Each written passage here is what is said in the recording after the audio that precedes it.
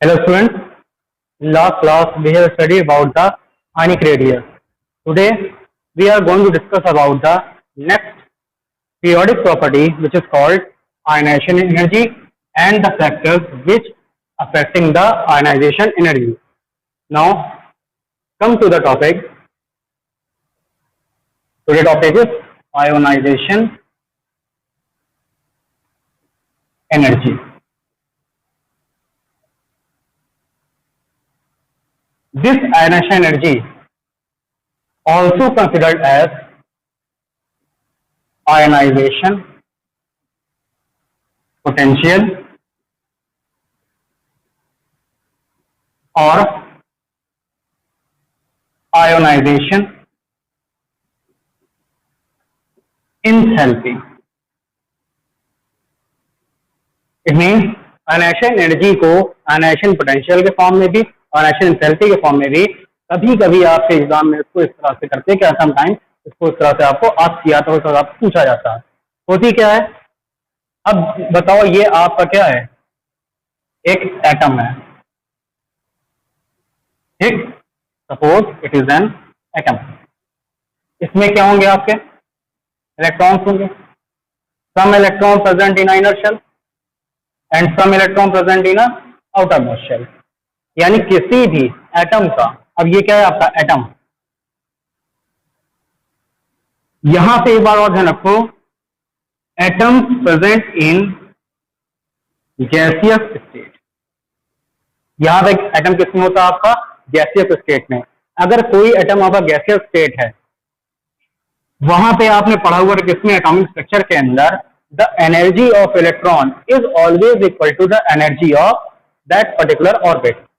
जो इलेक्ट्रॉन होता है जिस ऑर्बिट के अंदर आपका रहता है, सपोज करो ये इलेक्ट्रॉन आपका इस ऑर्बिट के नंबर ऑर्बिट नंबर 3 में, ये ऑर्बिट नंबर 2 है, ऑर्बिट नंबर 1 है। It means the electron which are present in those orbit in particular orbit the energy of electron is always equal to energy of the orbit.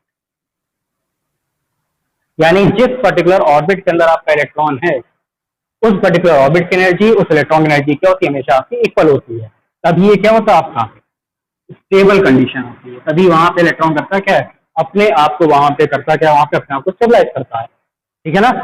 अब किसी भी तरह से अगर आप इसकी एनर्जी क्या करो, आप अनबैलेंस कर दो, इट मीन्स सपोज अब इसको हमने क्या किया, एक्सटर्नल सोर्स से हमने इसको एनर्जी को प्रोवाइड किया।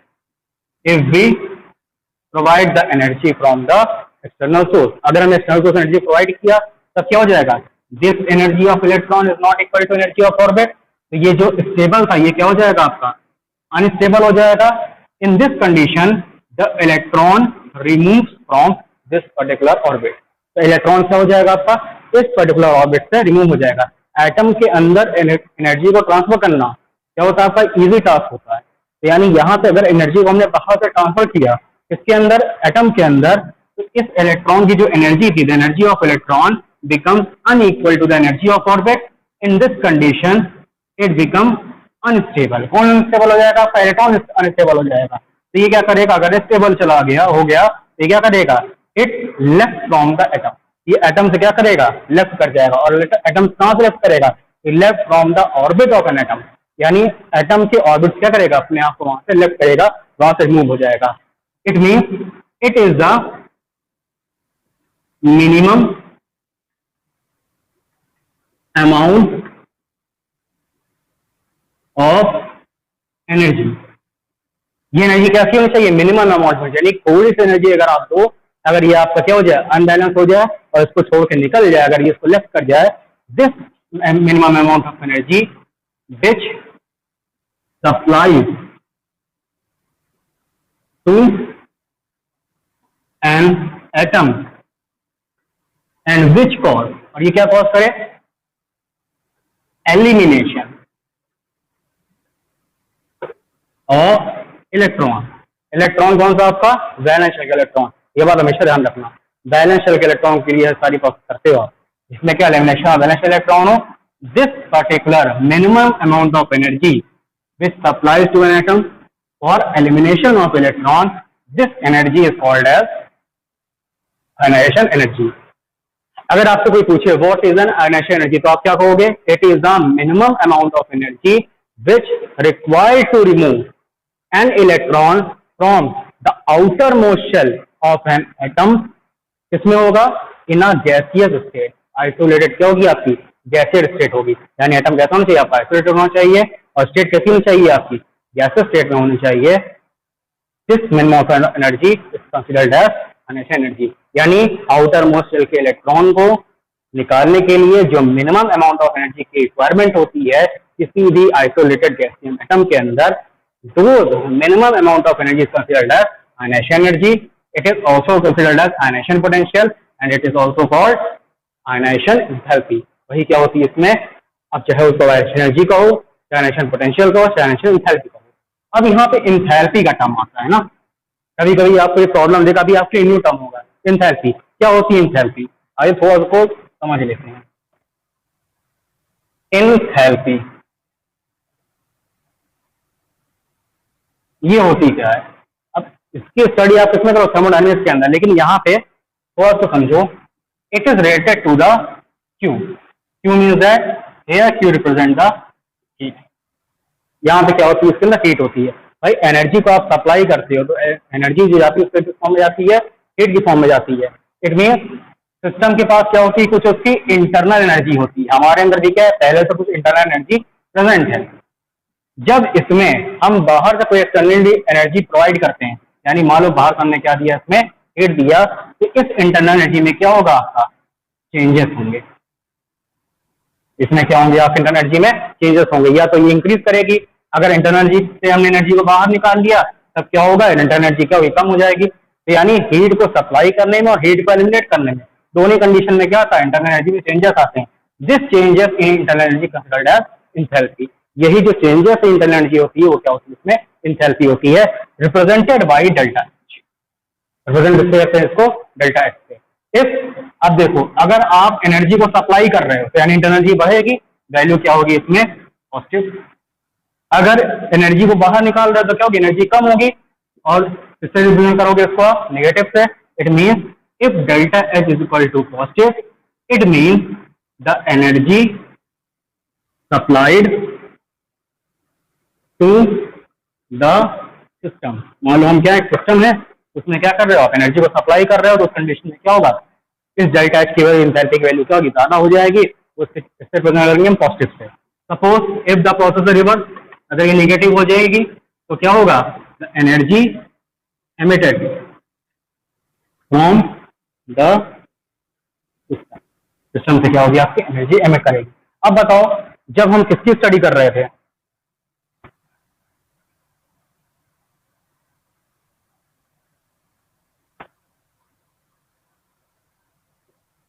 जब हम किसकी स्टडी कर रहे थे? इस पर्टिकुलर आयनाइजेशन एनर्जी की। तो इसमें हमने क्या देखा? The minimum amount of energy supplied to the system. अगर सप्लाई करेंगे तो डेल्टा एच की वैल्यू क्या होगी? आपकी हमेशा पॉजिटिव होगी। तो here the delta H is क्या होगा? आपका positive. And those process in which the supply of heat occurs in a system. अगर ऐसी प्रोसेस जिसमें हीट को आप करते हैं, एनर्जी को सप्लाई करते हैं, इसके अंदर आप सिस्टम के अंदर, this process considered as endothermic process. कैसी होगी आपकी? Endothermic. It means ionization energy is an endothermic process, क्योंकि इसमें डेल्टा एच क्या है? पॉजिटिव है। आप बाहर से एनर्जी इसको सप्लाई करते हैं, भले वो आपकी मिनिमम अमाउंट ऑफ एनर्जी है। प्रोसेस कैसी होगी? हीट इसके अंदर जा रही है, ऐड हो रही है। It means the process is endothermic. अगर हीट निकलती तो क्या होगा? आपका just reverse, delta H becomes negative and the process becomes exothermic. वो क्या होती है? आपकी एक्सोथर्मिक हो जाएगी। Is that clear? बहुत सिंपल सा है, ठीक है ना? नाउ अब इसमें एक वर्ड और आता है, द सक्सेसिव आयनाइजेशन एनर्जी। अब चाहे आयनाइजेशन पोटेंशियल का हो, आयनाइजेशन एनर्जी का हो, आयनाइजेशन एंथैल्पी का हो, सारे टर्म आपके क्या है? आपसे रिलेटेड है और सभी आपके सेम है। अब देखो, टेक एग्जांपल। सक्सेसिव मीन्स होता है मोर देन वन। अगर एक से ज्यादा होगा तो क्या होगा? वो सक्सेसिव होगा। Take an example of aluminium. Aluminium आपने लिखा, एटॉमिक नंबर कितना होता है? 13। कंफिगरेशन क्या होता है? 2, 8, 3। According to octet rule inner shell में क्या है आपके ऑर्बिट कंप्लीट है, आउटर शेल में कितने इलेक्ट्रॉन है आपके 3 इलेक्ट्रॉन है, और 1 2 3 अगर आउटर शेल में इलेक्ट्रॉन होते हैं इस तरह बिहेवियर होता है मेटल्स की तरह। तो यानी ये सारे एलिमेंट करते हैं कि आपके इलेक्ट्रॉन को एमिट करते हैं, क्योंकि उनके इनर शेल कॉन्फ़िगरेशन जैसा आपका स्टेबल है, तो स्टेबिलिटी को ऑब्टेन करने के लिए जो आउटर शेल में इलेक्ट्रॉन होते हैं वो मेटल करते हैं क्या, तो आपके एलिमिनेट करते हैं according to the octet rule. इसके अकॉर्डिंग ऑक्टेट रूल के अकॉर्डिंग। तो एल्यूमिनियम वाले शेल में कितने इलेक्ट्रॉन है 3 इलेक्ट्रॉन। ये हमेशा ध्यान रखो, electron always added 1 by 1 as well as it is emitted 1 by 1। अगर इलेक्ट्रॉन की आप बात करते हैं, इलेक्ट्रॉन 1 1 करके आपका ऐड भी होता है एंड 1 1 टाइम क्या होता है आपका एमिट होता है। एक साथ ऐसा नहीं कि एक बार उसके इलेक्ट्रॉन निकल जाए, कभी नहीं होता। 1 by 1 एमिशन भी होगा, 1 by 1 इसका क्या होगा आपका एडिशन भी होगा। तो अगर हम यहाँ पे एल्यूमिनियम की बात करें, aluminium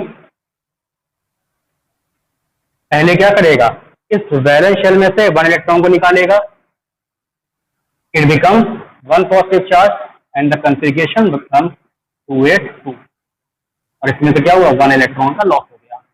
it means here the energy required for the emission of 1 electron from an aluminium atom is considered as first ionization energy.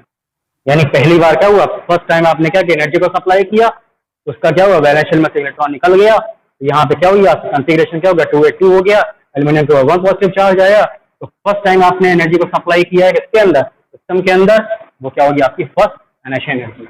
अभी भी क्या ये स्टेबल है, नहीं, अभी भी कितने इसके अंदर है 2 इलेक्ट्रॉन। सेकेंड टाइम क्या होगा, this aluminium positive having atomic configuration electronic configuration 282, फिर से क्या करेगा, फिर से एक इलेक्ट्रॉन को निकालेगा, इट बिकम 2 पॉजिटिव, 1 इलेक्ट्रॉन का क्या हुआ एमिशन हुआ। अब की बार क्या हुआ कॉन्फ़िगरेशन 281। सेकेंड टाइम हमने क्या किया, फिर से आपने एनर्जी को सप्लाई किया, ये क्या हो गई आपने सेकेंड आयनाइजेशन एनर्जी। क्या अब भी स्टेबल है, नो, अभी भी क्या इसके वैलेंस शेल 1 इलेक्ट्रॉन और प्रेजेंट है। तो क्या करेगा, फिर से this aluminium di positive configuration 281, it emits 1 more electron and becomes aluminum tripositive। फिर से इलेक्ट्रॉन निकाला, then the energy is required third time होगा, तो क्या होगा थर्ड आयनाइजेशन एनर्जी। ये क्या होगी इसके अंदर थर्ड आयनाइजेशन एनर्जी।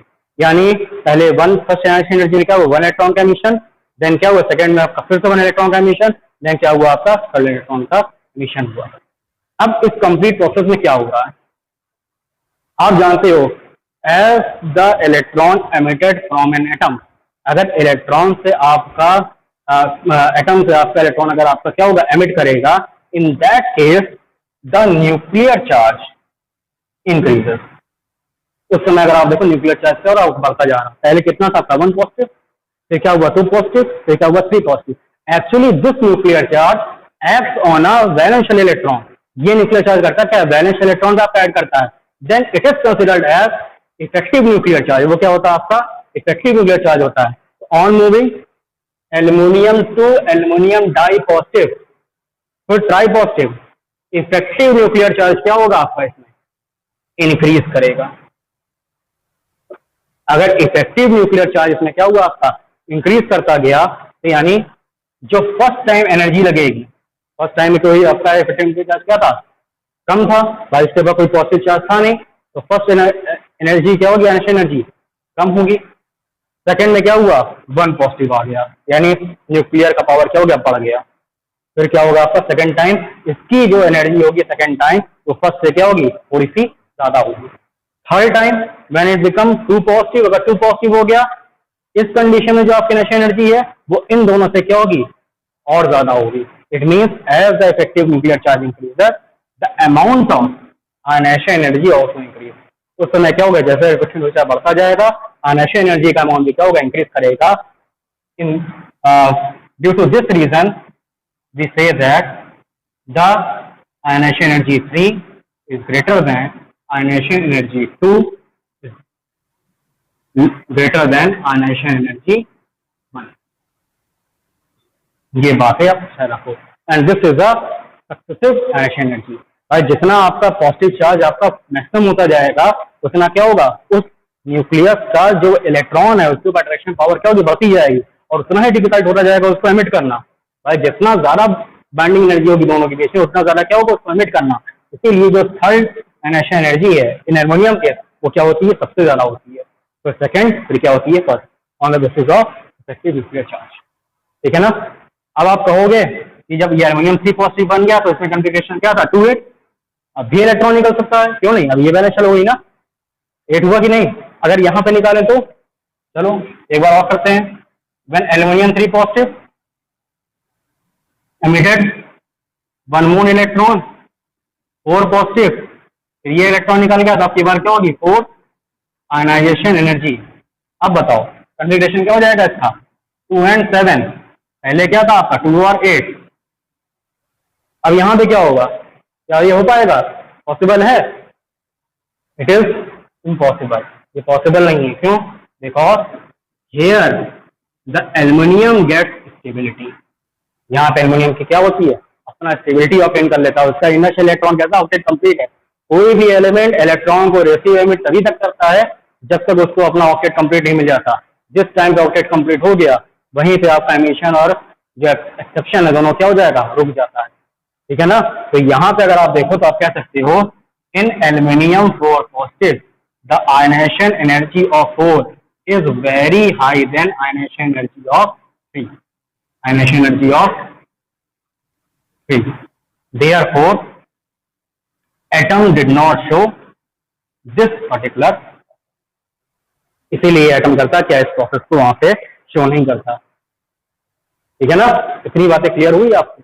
कभी कभी आपके एग्जाम में सब चीजें पूछी जाती हैं आपसे, sometime examiner ask you about this particular reason. Now come to the next point, the factors affecting ionization. Short में तो समझ जाओगे ना, energy, the factors affecting ionization energy. Here the first factor is atomic size.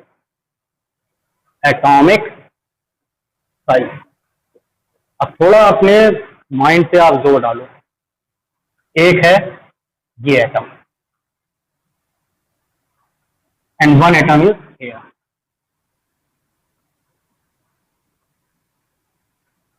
Last electron here and last one here. Number of shell 1, 2. Number of shell 1, 2, 3. As we move far from the nucleus, जैसे जैसे हम nucleus से दूर जाते जाते हो, the attraction power between nucleus and the valence electron क्या होती है, डिक्रीज करती है। As the distance increases, जैसे distance increase करेगी, the attraction force between nucleus to the valence electron क्या करेगा, यहाँ पे डिक्रीज कर जाएगा। Therefore, as the atomic size increases, जैसे जैसे एटॉमिक साइज इंक्रीज करती जाती है, the ionization energy डिक्रीज। भाई जो एलिमेंट, जिस एटम के अंदर इलेक्ट्रॉन जितना ज्यादा दूर होगा उतना ही कम आपको एनर्जी को ट्रांसफर करना पड़ेगा, यानी एनर्जी सप्लाई क्या होगी, मिनिमम होगी। और थोड़े से एनर्जी देने पे क्या होगा, इलेक्ट्रॉन छोड़ के इसको निकल जाएगा। लेकिन यहाँ पे क्या है, बाइंडिंग एनर्जी बहुत ज्यादा है, तो यहाँ पे एक्सपेरिमेंट करने के लिए आपको एनर्जी क्या देनी पड़ेगी, ज्यादा अमाउंट में एमिट करनी पड़ेगी, इसमें ट्रांसफर करनी पड़ेगी। क्यों, क्योंकि न्यूक्लियर पावर क्या आपका यहाँ पे ज्यादा है। It means effective nuclear charge क्या पे आपका ज्यादा है। ठीक है ना। तो हम लिख सकते हैं the atomic size is inversely proportional to the ionization energy. As the atomic size increases the ionization energy will be decrease. Just clear? Now, come to the next factor. Second is nuclear charge. Nuclear charge. अब nuclear charge क्या है, अब atom की बात करी थी ना, nuclear charge क्या होगा। अगर न्यूक्लियर चार्ज की बात करें तो हम क्या कहेंगे,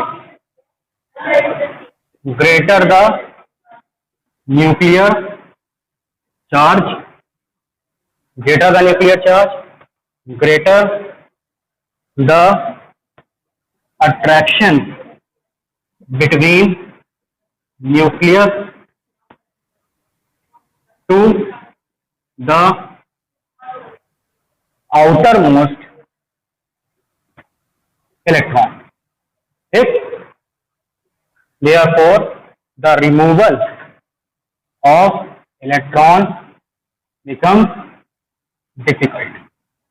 भाई जितना न्यूक्लियस का चार्ज बढ़ता जाएगा उतना ज्यादा क्या होगा, फोर्स ऑफ अट्रैक्शन इंक्रीज करेगा, जिससे आपका होगा मोस्ट इलेक्ट्रॉन से, और जितना ज्यादा अट्रैक्शन फोर्स इंक्रीज कर गया, रिमूवल ऑफ इलेक्ट्रॉन क्या होगा आपका यहाँ पे बहुत ज्यादा डिफिकल्ट हो जाएगा। क्यों? क्योंकि वहां पे क्या बाइंडिंग एनर्जी ज्यादा है, और उसको ब्रेक करने के लिए आपको बहुत ज्यादा अमाउंट उसके अंदर एनर्जी को सप्लाई करना पड़ेगा। Therefore in that case we said that the nuclear charge is directly proportional to the ionization energy. As the nuclear charge increases, the ionization energy also increase. क्या होगी यहाँ पे, न्यूक्लियर चार्ज बढ़ते बढ़ते as the nuclear charge increase, जिस तरह आप nuclear charge बढ़ाएंगे ionization एनर्जी भी क्या होगी उसके साथ आपकी यहाँ पे इंक्रीज करती जाएगी। क्लियर? बहुत सिंपल सा है, ऑन को रिलेट करते जाइए। Third, the shielding effect. Shielding effect is also considered as inner electron effect। अब बताओ, एक एटम आपका ये है और एक एटम आपका यहाँ पे है, ठीक? 1 2 1 2 3 4 5 6 7 8 एंड 1 2। अब बताओ दोनों में किसमें इलेक्ट्रॉन, इनर इलेक्ट्रॉन ज्यादा है? हेयर। कितने हैं आपके? 8 + 2 = 10 इनर इलेक्ट्रॉन। इधर कितने हैं आपके? 2 इनर इलेक्ट्रॉन। तो कितनी ज्यादा शील्डिंग होगी? जहां पे ना इलेक्ट्रॉन ज्यादा आएगा, जितनी ज्यादा शील्डिंग होगी उतना ही क्या करेंगे, ये न्यूक्लियर चार्ज को इस वैलेंस शेल इलेक्ट्रॉन के ऊपर जो ट्रांसफर होना चाहिए था उसके उतने ट्रांसफर क्या करेंगे, वहां पे बैरियर कवर करेंगे। यानी as the inner electron increases the effective nuclear charge, ये effective nuclear charge which apply to the valence electron, जो वैलेंस इलेक्ट्रॉन को अप्लाई करता है वो क्या होगा आपका, डिक्रीज करता जाएगा। Therefore here the binding becomes less between nucleus to the valence electron. इसलिए यहाँ पे क्या होती है, जो बाइंडिंग होती है, बाइंडिंग एनर्जी वो न्यूक्लियस वैलेंस इलेक्ट्रॉन क्या होती है, कम हो जाती है। एंड हेयर क्योंकि यहाँ पे क्या है, इनर इलेक्ट्रॉन क्या आपके कम है, न्यूक्लियस का अट्रैक्शन फोर्स क्या है, प्रॉपर मैनर से आपका यहाँ पे इलेक्ट्रॉन के ऊपर वैलेंस इलेक्ट्रॉन का अप्लाई होगा, क्योंकि इनर इलेक्ट्रॉन कम है, यहाँ पे क्या शील्डिंग कम है।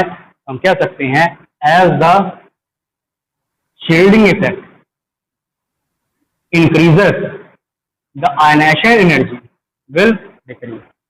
जितना ज्यादा शील्डिंग इफेक्ट क्या होगा यहाँ पे बढ़ता जाएगा, उतने ही कम अमाउंट में आपको एनर्जी ट्रांसफर करनी पड़ेगी इसके लिए, इलेक्ट्रॉन को रिमूव करने के लिए। तो जितना आप इलेक्ट्रॉन इनर शेल में बढ़ाते जाओगे उतनी जल्दी क्या होगा, वहां पे शील्डिंग आपकी बढ़ती जाएगी और उतनी ही जल्दी कम अमाउंट में एनर्जी दे करके आप क्या करोगे, बैलेंस इलेक्ट्रॉन को वहां पे आप रिमूव कर दोगे। ठीक है ना? On the basis of this we say that s orbital have maximum shielding effect. It provides maximum shielding effect, then P, then D, then F. F में क्या होगा, minimum shielding. It provides minimum shielding. क्या होगा, minimum shielding effect होगा। ठीक है ना? इतनी बातें क्लियर हुई आपको? Now come to the this particular diagram. अब देखो यहाँ पे क्या आपका है, इस डायग्राम को, इस ग्राफ को डिस्कस करने से पहले कुछ चीजों को और समझ लो आप, है ना? Next is the electronic configuration. Next factor, the electronic configuration. Electronic configuration क्या कहता है? There are 2 types of electronic configuration. एक आपका ऐसे हुआ,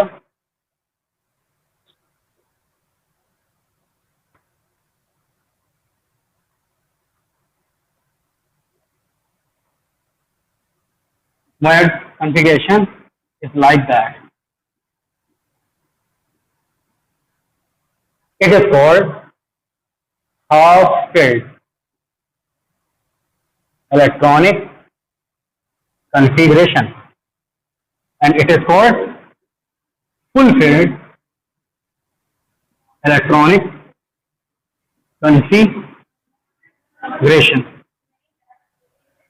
We say that the full-filled electronic configuration and half-filled electronic configuration, it is a stable configuration. In comparison to half filled and full filled, this full filled is the extra stable. ये क्या होता है आपका extra stable.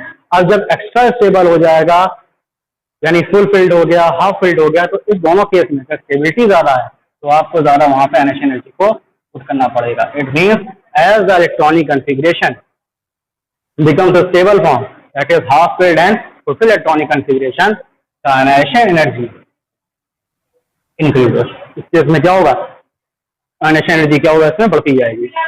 Now discuss the graph. This graph is plotted between the first ionization energy to the atomic number.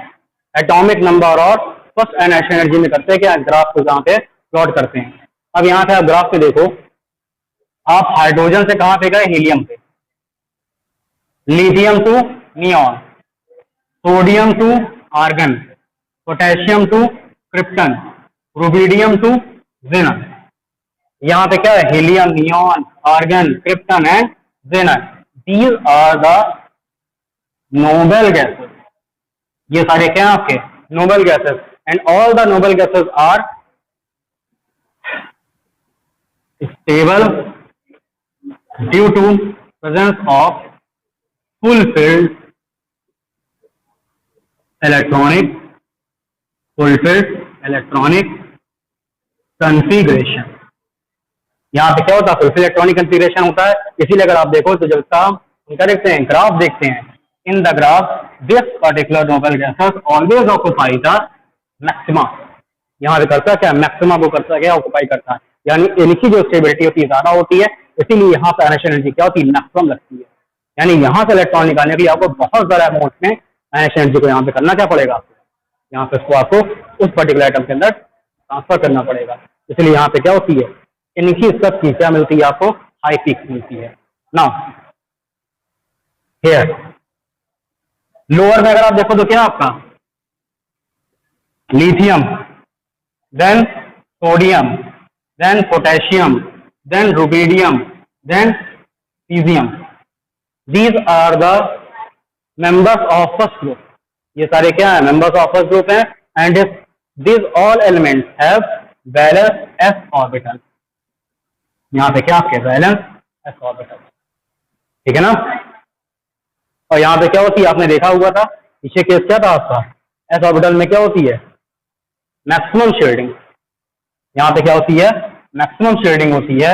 इसी वजह से यहाँ पे क्या होगी, लेस अमाउंट में आपको एनर्जी क्या होगी, ट्रांसफर करनी पड़ेगी. इसीलिए अगर आप देखोगे जब आप ग्राफ खींचते हो, इसके भी atomic number and ionization energy के भी सब ग्राफ प्लॉट करते हैं. This all alkali metals occupy the lower point in this graph और occupies the minima in the graph.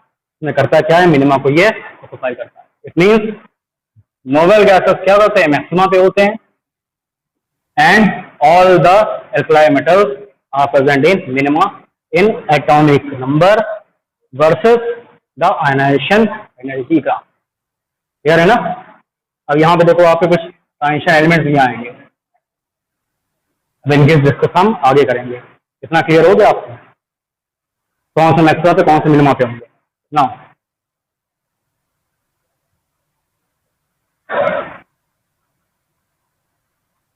come to the next point, the general trend in periodic table.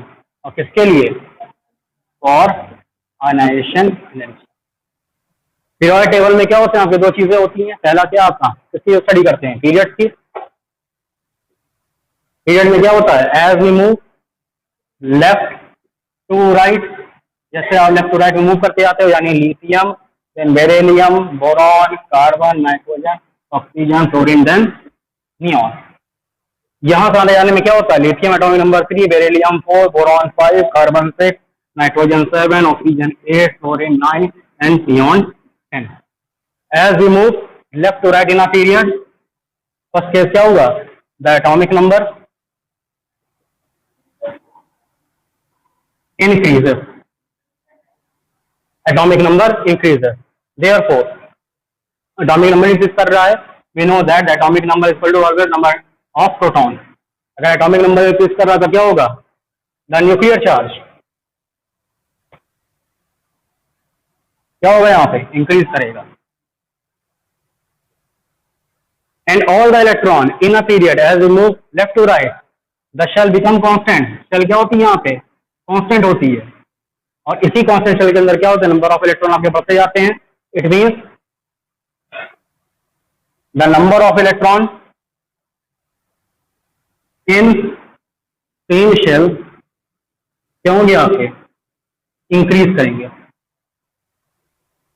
अगर number of electron same shell में increase करें तो क्या होगा, जो fourth point atomic size क्या होगी, यहाँ पे डिक्रीज करेगी। एटॉमिक साइज क्या होगी, डिक्रीज करेगी। क्यों, the effective nuclear charge increases. तो ये क्या होगा, इफेक्टिव न्यूक्लियर चार्ज यहाँ पे बढ़ता जाएगा। प्रोटॉन का या न्यूक्लियस का जो वैलेंस शेल इलेक्ट्रॉन के ऊपर जो अट्रैक्शन पावर है वो इंक्रीज करता जाएगा, इसीलिए क्या होगी, एटॉमिक साइज यहाँ पे श्रिंक कर दी जाएगी, वो छोटी होती जाएगी। देयरफॉर अगर एटॉमिक साइज अगर आपकी क्या हो गई, डिक्रीज कर गई, तो अट्रैक्शन किसके बीच में बढ़ेगा, valence shell electron and nucleus के बीच में क्या अट्रैक्शन पावर बढ़ती जाएगी। देयरफॉर द आयनाइजेशन एनर्जी, भाई बाइंडिंग फोर्स ज्यादा है ना, तो इलेक्ट्रॉन निकालने के लिए करना पड़ेगा, ज्यादा एनर्जी क्या करना पड़ेगा, उसमें आप ट्रांसफर करोगे। Therefore the ionization energy increase. हम एक वर्ड ले सकते हैं, as we move left to right in a period we say that the ionization energy increase. Ionization energy क्या होती है, आपकी इंक्रीज करती है। क्लियर, इसी बातें क्लियर हुई। ग्राफ यहाँ समझ में आएगा। पहले क्या था, lithium, then beryllium, boron, carbon, nitrogen, oxygen, chlorine, then neon. यहाँ पे देखो एक बड़ी इंटरेस्टिंग चीज है आपकी, lithium to beryllium ionization energy क्या होगी, इंक्रीज कर गई। Beryllium to boron ionization energy क्या होगी, आपकी डिक्रीज कर गई। क्यों हुआ ऐसा, व्हाट इज द रीजन, क्यों हुआ, उसके पीछे रीजन क्या है। बेरिलियम में क्या होता है, इलेक्ट्रॉनिक कॉन्फ़िगरेशन 1s2, ये कलर शायद आपको दिखाई ना दे, gold change the colour, white is perfect. In beryllium configuration is 1s2 and 2s2, fulfilled electronic configuration. क्या होता है यहाँ पे, फुलफिल्ड इलेक्ट्रॉनिक कॉन्फ़िगरेशन। और फुलफिल्ड इलेक्ट्रॉनिक कॉन्फ़िगरेशन क्या है, ये इसकी वैलेंस चलती ना 2s, कितने इलेक्ट्रॉन थे, 2 इलेक्ट्रॉन, फुलफिल्ड हो गया ना। अब अगर फुलफिल्ड हो गया तो क्या हो गया, आयनाइजेशन एनर्जी ज्यादा होगी। यही रीजन है कि बेरिलियम की जो आयनाइजेशन एनर्जी होती है वो क्या होती है, हाई होती है in comparison to boron. Boron के कंपैरिजन में, फिर बोरॉन से वहां पे गया कार्बन, देन नाइट्रोजन। नाइट्रोजन और ऑक्सीजन में देखो, यहाँ ऑक्सीजन की क्या हुई, ये जो आयनाइजेशन एनर्जी है वो कम हो गई, नाइट्रोजन की फिर से ज्यादा हो गई। अब ये कैसे हो गया, नाइट्रोजन में क्या होगा, फिर से आप देखो, इन नाइट्रोजन क्या होता है 2s2 and 2p3। Really very interesting, बहुत इंटरेस्टिंग है। 2p3 कैसे इसको करोगे आप, 1 2 3 क्या हो गया ये आपका हाफ फिल्ड इलेक्ट्रॉनिक कॉन्फ़िगरेशन हुआ ना, and half filled electronic configuration is stable. क्या होता है आपका, स्टेबल होता है। इसीलिए नाइट्रोजन की जो आयनाइजेशन एनर्जी है ऑक्सीजन कंपैरिजन में क्या होती है, हाई होती है। फिर उसके बाद देखो ये ग्राफ क्या होता है, यूनिफॉर्मली आपका इंक्रीज करता है। नियॉन की क्या होती है, सबसे ज्यादा होती है। यहाँ पे आपको ये 2 पॉइंट बेरिलियम देन नाइट्रोजन, इसको बहुत ध्यान देना पड़ेगा। बेरिलियम की जो आयनाइजेशन एनर्जी है इन कंपैरिजन बोरॉन क्या होती है, आपकी ज्यादा होती है। नाइट्रोजन की जो आपकी ionization energy in comparison oxygen क्या होती है, ज्यादा होती है। क्यों, बेरिलियम में क्या होता है, फुलफिल्ड इलेक्ट्रॉनिक कॉन्फ़िगरेशन, और नाइट्रोजन में क्या होता है, half filled electronic configuration, and this both configuration are stable, therefore ionization energy is maximum. Is that clear?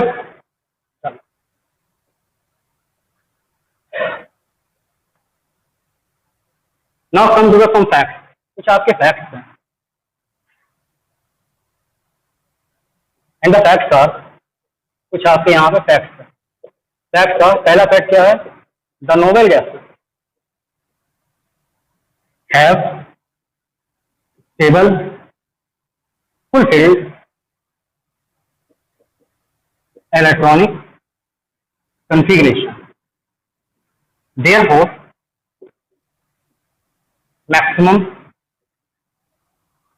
ionization के लिए क्या होती है? मैक्सिमम आयनाइजेशन एनर्जी होती है. नेक्स्ट है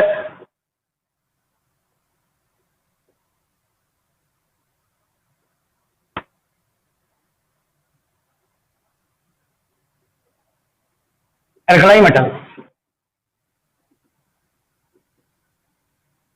have large atomic size. पूरे अगर आप देखो तो हर पीरियड के अंदर सबसे बड़े कौन होंगे? आपके alkali metals होंगे. क्यों? As move left to right in a group, the atomic size decreases. Atomic size क्या होती है? आपकी डिक्रीज करती है, क्योंकि वेटिंग चार्ज क्या होता है? बढ़ता जाता है. जब आप बात करते हैं सबसे लेफ्ट में कौन है? आप alkali metals. तो अपने सारे पीरियड के अंदर उस पर्टिकुलर पीरियड का जो alkali metal होगा उसकी साइज होगी सबसे ज्यादा लार्ज होगी. It means the alkali metals have large atomic size, therefore the ionization energy is minimum. यानी यहाँ पे बहुत कम अमाउंट में आपको कभी एनर्जी को सप्लाई करना पड़ेगा, जिससे क्या होगी? आपकी थोड़े से एनर्जी को आप सप्लाई करोगे, इलेक्ट्रॉन क्या होगा? उस पर्टिकुलर ऑर्बिट को वैलेंशियल ऑर्बिट को करके निकल जाएगा. वैलेंशियल ऑर्बिट से क्या होगा? वैलेंस ऑर्बिट से आपका यहाँ पे एलिमिनेट हो जाएगा. Is that clear? नो, इसको हमने डिस्कस कर लिया. नाउ आते हैं किसमें? ग्रुप में. ग्रुप में क्या होता है? Top to bottom. As we move top to bottom in a group, atomic number क्या होता है? यहां भी इंक्रीज करता है, इंक्रीजेस. एटॉमिक साइज क्या होती है यहाँ पे? The atomic size also increase because principal quantum number increases. Principal quantum number increase करेगा क्या होगा? शेल भी आपकी इंक्रीज करेगी. द इफेक्टिव न्यूक्लियर चार्ज हम क्या कहते हैं? ऑलमोस्ट कांस्टेंट होता है. यानी the effective nuclear charge increases slightly होता है, लेकिन बहुत थोड़ा सा. देयरफॉर द आयनाइजेशन एनर्जी क्या होती है यहाँ पे? डिक्रीजेस. सिंपल सी बात है, अगर एटॉमिक साइज बढ़ता जाएगा तो एटम से के न्यूक्लियस से उसके वैलेंस इलेक्ट्रॉन डिस्टेंस क्या होगी? इंक्रीज करती जाएगी, जिससे इसकी जो बाइंडिंग एनर्जी है वो क्या होगी? यहाँ पे मिनिमम होती जाएगी. और थोड़े अमाउंट में आप क्या करोगे? एनर्जी को सप्लाई करोगे, इलेक्ट्रॉन क्या होगा? यहाँ से आपका रिमूव हो जाएगा. इतनी बातें क्लियर हुई आपकी? Now chemistry without exception is incomplete. बिना एक्सेप्शन के केमिस्ट्री क्या? इनकम्प्लीट है. Not discuss about some exception. Exceptions क्या होते हैं और देखते हैं. ग्रुप नंबर 13, ये आपके एग्जाम बहुत पूछा जाता है. Group 13 it means boron family. Boron, aluminium, gallium, indium and helium. हम जानते हैं ग्रुप नंबर 3 में as we move down in a group the atomic size increases, therefore ionization energy decrease. इसके बेस पे सबसे ज्यादा किसकी होनी चाहिए? बोरॉन की, then aluminium, then gallium, then indium, then helium. ऐसा होना चाहिए. और ये क्या होगा आपका? It is expected. ये क्या होगा आपका? एक्सपेक्टेड है. बट एक्सपेरिमेंटली बोरॉन मैक्सिमम होती है, ठीक है.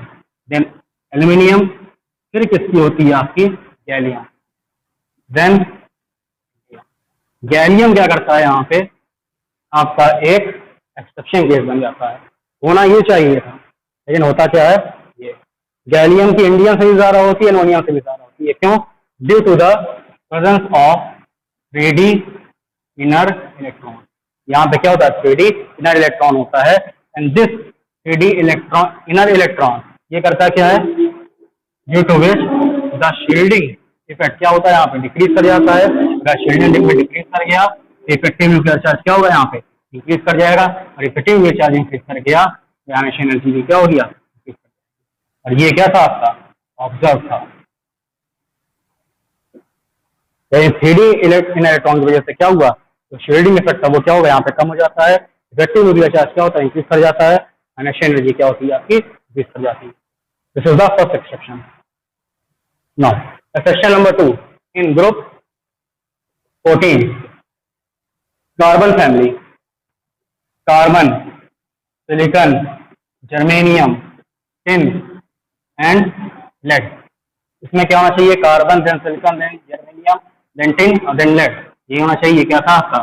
एक्सपेक्टेड होता है, but the observe data is that carbon, then silicon, then germanium, then tin, then क्या होता? लेड। ये क्या था इसमें? ऑब्जर्व। और इसको थोड़ा होमवर्क करिएगा इससे, ठीक है ना? इन ट्रांजिशन एलिमेंट, ट्रांजिशन एलिमेंट्स में क्या होता है? अगर आप देखो एलिमेंट पर क्या थी? कैंडियम, टाइटेनियम, बेरिडियम, chromium, manganese, iron, cobalt, nickel, copper, zinc. ये क्या है आपका? ट्रांजिशन एलिमेंट की सब series. On moving is scandium to manganese. The ionization energy क्या होती है? इंक्रीजेस। क्योंकि आप लेफ्ट टू राइट जाते हो तो क्या होता है? साइज डिक्रीज करती है, आयनाइजेशन एनर्जी क्या होगी? बढ़ती जाएगी। From copper to nickel, from iron to nickel, iron to nickel क्या हुआ? The size becomes constant. और साइज कांस्टेंट जाती है, क्या होगा?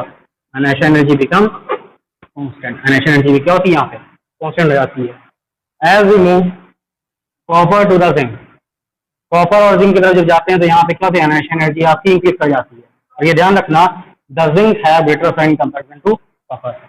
जिंक की जो साइज होती है वो कॉपर से क्या होती है? आपकी ज्यादा होती है, जो बड़ी होती है। लेकिन फिर भी आयनाइजेशन एनर्जी क्या होगी? ज्यादा होगी। क्यों? रीजन क्या है? जिंक एटॉमिक नंबर क्या होता है? 30। एटॉमिक नंबर 30 है तो क्या होगा? जब आप कंफिगरेशन लिखोगे तो क्या होगा इसके अंदर? 1 2 3 4 5। डी क्या होगा आपका? 10। 1 2 3 4 5 6 7 8 9 10। क्या हो गया यहाँ पे? Fulfilled electronic configuration. Fulfil electronic configuration होता है। इसीलिए जिंक का लार्ज साइज होने के बाद भी इसकी आयनाइजेशन एनर्जी क्या होती जाती है? ज्यादा होती है। इसके पास क्या है? Fulfil electronic configuration, which is clear? I hope we have completed. देखो एक हुआ ना, स्कैंडियम, टाइटेनियम, ये सब देखो यहाँ तक क्या? मैग्नीज कॉमन था। उसके बाद आयरन, कोबाल्ट, निकेल आया, फिर कॉपर ज्यादा किसका हो गया आपका? जिंक का। तो ये क्या था इसमें? थोड़ा इसके अंदर आपको क्या ट्रांजिशन एलिमेंट्स में आपको ये सारे थोड़ा सा वेरिएशन दिखाई देता है। I think this is the last slide of today. Okay class, kindly revise this topic around 2 to 3 times. We will meet in the next class with some new topic. Okay, thanks class.